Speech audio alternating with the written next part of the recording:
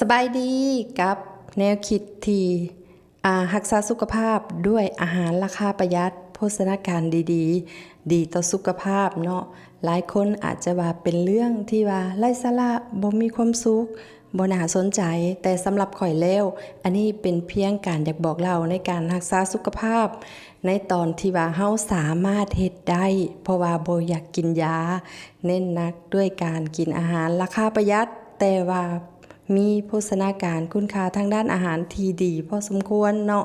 คือมื้อนี้อยู่ในห้องประชุมมื้อฝนตกลิ้นเนาะในสวรรณเขตหลายแข้งก็คือสิตกลิ้นอยากขับเหงื่อด้วยการออกกำลังกายเบาๆและอยากกินอาหารที่ช่วยขับเหงื่อขิงช่วยได้ดีเลยได้ขิงต้มอ่อนๆเนาะบวกกับเต้าหู้เนื้อเต้าหู้ที่ว่าช่วยลดการปวดประจำเดือนได้และก็ขิงช่วยขับเหงื่อได้กินอาหารโภชนาการดีบ่จำเป็นต้องราคาสูง